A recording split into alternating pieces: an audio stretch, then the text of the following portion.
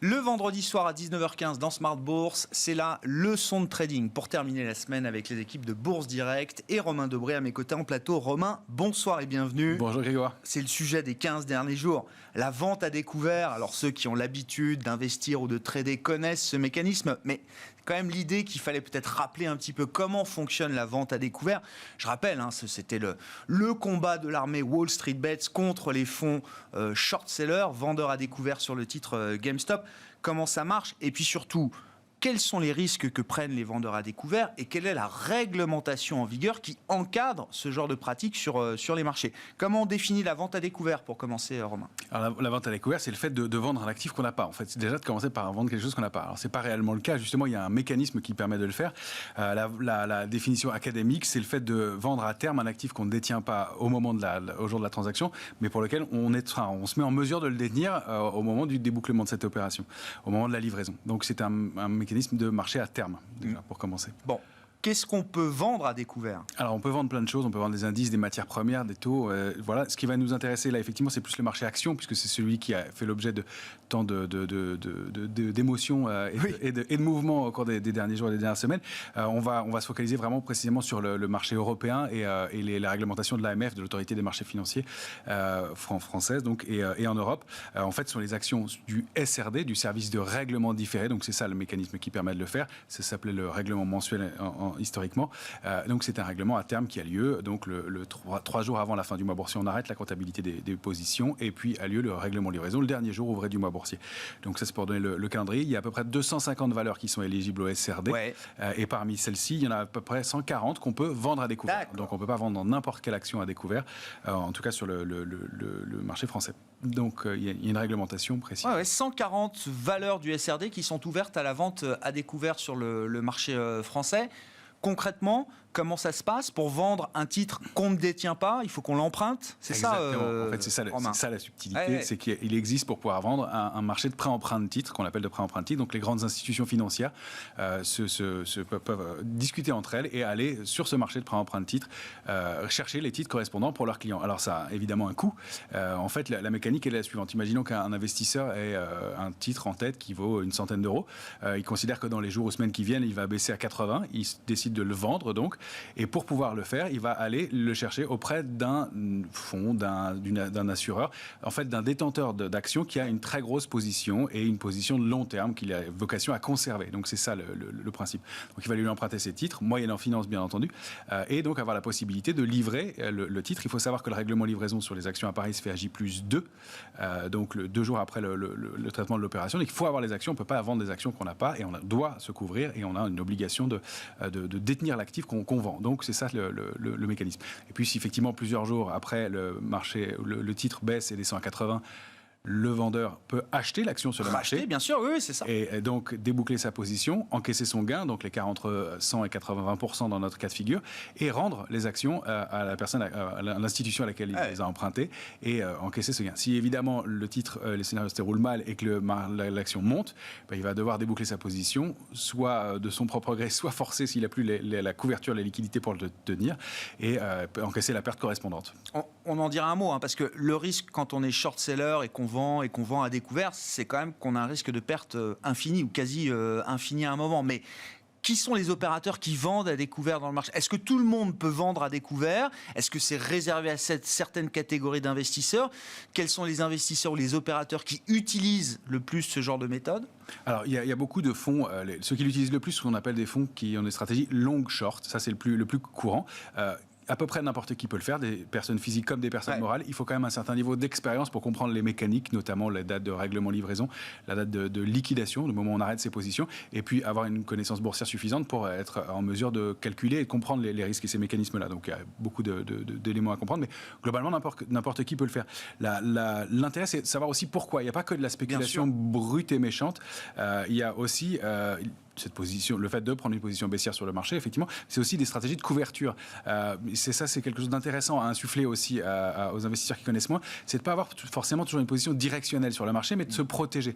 Donc on peut, alors, soit ponctuellement décider d'avoir une action de long terme dans son portefeuille, décider de la vendre ponctuellement avec ce mécanisme du règlement différé pour se protéger contre une baisse ponctuelle, ou avoir des stratégies donc long short, c'est-à-dire qu'on va acheter des actions qu'on pense fortes et vendre les actions les plus faibles pour d'une part, utiliser l'écart de rendement entre les deux et puis se protéger en cas de retournement de tendance, considérant que probablement ce sont les actions les plus faibles qui vont baisser plus fort et qui vont être plus rentables quand on est vendeur si le marché devait baisser. Donc il y a des stratégies qui sont plus mécaniques, plus techniques que ce qu'on pense. Et puis il y a aussi des stratégies sur options, de cumuler les options, les positions d'options et les positions d'actions. Donc c'est plus fin que ce qu'on peut croire de prime abord. Oui. Comme souvent, beaucoup d'instruments de marché servent d'abord d'instruments de couverture et deviennent ensuite, parce que les tailles de marché explosent, des instruments de spéculation, pour dire les choses. Mais très souvent, il y a un vrai intérêt pour l'investisseur qui veut soit mettre en place des couvertures, soit réaliser des opérations d'arbitrage, du relatif, du long short. Si on est simplement dans la prise de risque directionnelle, encore une fois, je voulais qu'on le rappelle, ce sont peut-être les vendeurs à découvert, les gens qui prennent le plus de risques financiers dans le marché. Les pertes potentielles sont quasi infinies. Le risque de perte, en tout cas, est quasi infini. Bien sûr, et tout à fait, puisque la valeur d'un actif, sa limite, c'est 0, donc on sait ce qu'on peut perdre au maximum. Avec ce genre de position, non seulement on est à contresens du marché si le marché est monté, et la hausse théorique n'a pas de limite, et en plus, on peut se retrouver avec un effet de levier qui peut vous bloquer. Par ailleurs, il y a aussi le risque du coût, puisque ça coûte de l'argent d'emprunter ces titres, et donc d'avoir cette stratégie vendeuse. Donc, et puis, il y a le risque complémentaire, qui est que ce marché de prêt-emprunt de titres, en cas de hausse, et de hausse importante, peut être asséché et on peut obliger les vendeurs à se racheter. C'est ce qui peut arriver chez les courtiers comme Bourse Direct où on participe au marché de prêt-emprunt de titres et on va chercher tous les jours les positions sur le marché et en cas de hausse, on l'a connu récemment avec l'annonce de Pfizer, un titre comme Air France qui était très vendu et pour lequel le marché s'est asséché et on est obligé de demander à nos clients de se racheter parce qu'on n'a plus de titres sur le marché. Donc il y a vraiment ce danger, c'est une stratégie qui est dangereuse par définition et qui répond à des mécanismes très clairs et qui est contrôlée tous les jours.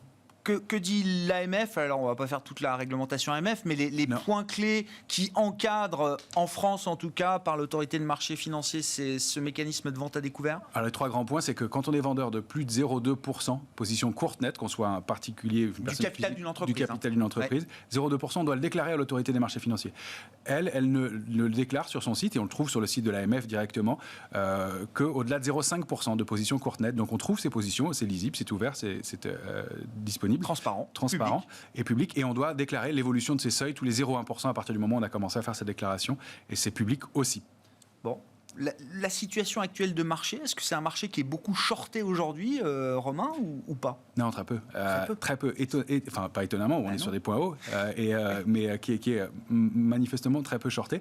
Alors, il y a quelques exemples que je voulais vous donner pour l'instant. Il y a Alstom qui est une des valeurs les plus shortées de l'indice à Paris, plus de 15% du capital. J'en ai montré d'autres parce qu'elles sont plus connues. Valorec, 8,62%. Ça a augmenté au cours des 3 derniers jours. Donc, au 2 février, c'était 10%. Pour donner la mesure, parce qu'on parle de l'affaire GameStop. Sur GameStop, c'est plus de 100% du capital flottant qui était vendu à découvert. 130, voilà. Donc là, les plus shortés en France, à Paris, vous dites, pour Alstom, c'est 15% du capital. Voilà, donc on n'est pas du tout les mêmes proportions. C'est lisible, transparent et déclaré. Donc, voilà, on sait qu'il y a 7 fonds qui étaient partis vendeurs au-delà du seuil de déclaration. Ça ne veut pas dire qu'il n'y en ait pas d'autres pour des plus petites tailles, mais voilà. Casino Guichard, 6,58% avec 5 fonds. Je parle de Neoen aussi, puisque c'est une valeur qui est très suivie par les particuliers, qui est vendue pour près de 4% du capital. Donc, des éléments qui sont intéressants, qui sont des éléments aussi intéressants pour prendre position. Quand on veut investir sur Alstom, il faut avoir quand même ces éléments en tête. Oui, bien sûr, il faut regarder effectivement la part du capital qui est empruntée en vue d'être les intérêts short, comme on dit. Exactement. Bon, on en a parlé, mais c'est vrai que le phénomène GameStop, c'est un phénomène récurrent de short squeeze sur les marchés. Le marché est plein d'histoires de grands short squeeze comme ça qui ont marqué justement des séquences de marché incroyables. Oui, il y en a beaucoup. Je voulais en rappeler quelques-unes. La plus célèbre, c'est celle de Porsche contre Volkswagen en 2008, où là, de redonner des chiffres un peu, parce que c'est quand même des montants qui sont astronomiques. Il y avait 12% du capital qui était vendu par des fonds. 12% du capital de Volkswagen vendu par des fonds. Et le dimanche 24 octobre, Porsche annonce qu'il détient 74% du capital, 42% sous forme d'actions, 31% sous forme d'options. Et vous imaginez la panique. Et il ne reste plus rien sur le marché. Et il ne reste plus rien sur le marché, puisque le gouvernement de Basse-Saxe l'État de Basse-Saxe détient 20% de la position, il reste 6% des actions en flottant. Donc le lundi matin, les vendeurs se rachètent en panique, ils n'ont pas de quoi faire, et évidemment c'est le short squeeze du siècle. Ah oui. Le titre passe de 200 à plus près de 1000 euros, et les pertes estimées pour les fonds sont estimées à 30 milliards d'euros. Ça fait pendant quelques heures de Volkswagen la plus grosse capitalisation boursière mondiale en 2008. Je crois qu'elle pesait 30% du DAX à ce moment-là. Et elle pèse 30% du DAX, et ça crée des effets de bord colossaux parce que tous les gérants sont obligés de rééquilibrer leur position pour suivre les benchmarks du marché. Ça a même des effets de bord sur d'autres actions qui sont vendues pour équilibrer les positions dans les indices. Donc c'est gigantesque. Ouais. Bon. Porsche, Volkswagen, évidemment, qui restera l'emblème de ces grands short squeeze. Il y en a eu d'autres, on les a rappelés ces derniers jours. En conclusion, parce qu'il faut qu'on s'arrête, est-ce qu'il y a une recommandation particulière ou, je ne sais pas, une... Il y a deux phrases que j'ai envie de vous donner. Celle d'un spéculateur qui s'appelait Daniel Drew et qui, lui, s'est fait coincer sur une affaire de chemin de fer avec les Vanderbilt. Et lui, il a dit celui qui vend ce qui n'est pas à lui devra le racheter ou aller en prison. Ça, c'est une phrase connue. Who sells what isn't his must buy it or go to prison. Et puis, il y a aussi pour le principe de la vente à découvert et de la vente en général, Peter Lynch qui rappelait que bien plus d'argent a été perdu par les investisseurs qui se préparent à des corrections ou qui anticipent que dans les corrections elles-mêmes. Ah oui, j'adore. Donc, perd plus de temps d'argent à se positionner short en attendant la correction qu'à profiter finalement de la correction de temps et d'argent, bien sûr. De temps et d'argent en anticipant les baisses. Donc, un mécanisme qui va vite quand ça baisse, mais c'est pas souvent le bon timing.